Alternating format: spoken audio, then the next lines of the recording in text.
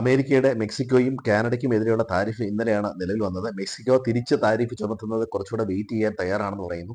അതുപോലെ കാനഡ വീണ്ടും തിരിച്ച് അമേരിക്കൻ പ്രോഡക്റ്റുകൾക്ക് താരിഫ് ചുമത്തിയിട്ടുണ്ട്. വീണ്ടും ഇതൊരു ട്രേഡ് വാറിലേക്ക് തന്നെ കടക്കുകയാണ്. ചൈനയിൽ ഇവിടെ പോളിറ്റ് ബ്യൂറോയുടെ മീറ്റിംഗ് എടുക്കുന്നുണ്ട്. കൂടുതൽ സ്റ്റിമുലസ് പാക്കേജുകൾ വരാൻ സാധ്യതയുണ്ട്. ഇനി മറ്റെന്തെങ്കിലും താരിഫ് ചുമത്തുന്ന കൂടുതൽ ഡീറ്റെയിൽസുകളും ഇനി വരാൻ സാധ്യതയുണ്ട്.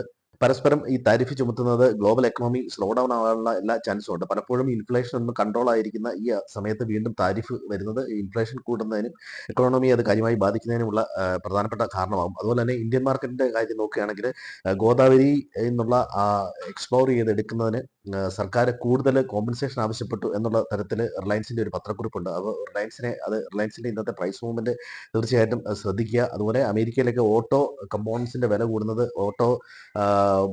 വണ്ടികൾക്ക് വീണ്ടും വില കൂടുമെന്നുള്ള ഒരു ആശയക്കുഴപ്പവും ഉണ്ടാക്കിയിട്ടുണ്ട്.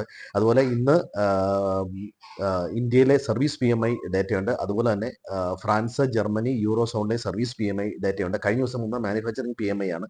അതുപോലെ തന്നെ US നോൺ പെയറോൾ അൺഎംപ്ലോയ്മെന്റ് ഡേറ്റയും സർവീസ് PMI ഡേറ്റയും ഇന്നുണ്ട്. ഈ F&O പൊസിഷൻ നോക്കുകയാണെങ്കിൽ ഫോറിൻ ഇൻസ്റ്റിറ്റ്യൂഷൻസ് 83% തന്നെ ഷോർട്ട് പൊസിഷനിൽ നിൽക്കുകയാണ്.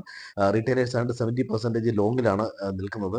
പ്രോ ട്രേഡേഴ്സ് ഏതാണ്ട് ഒരു ന്യൂട്രൽ എന്ന് വേണേൽ പറയാം. എങ്കിൽ പോലും അവർ സെല്ലിംഗ് പൊസിഷൻ തന്നെയാണ് കൂടുതൽ നിൽക്കുന്നത്. പൊതുവെ മാർക്കറ്റിൽ ഏതാണ്ട് ചില ഇൻഡിക്കേറ്റേഴ്സ് ഒക്കെ ഓവർസോൾഡ് എന്നുള്ള രീതിയിൽ കാണിക്കുന്നുണ്ട്. ഒരുപക്ഷെ 21,800, 21,600 ലെവലുകളിൽ സപ്പോർട്ട് കിട്ടിയേക്കാം.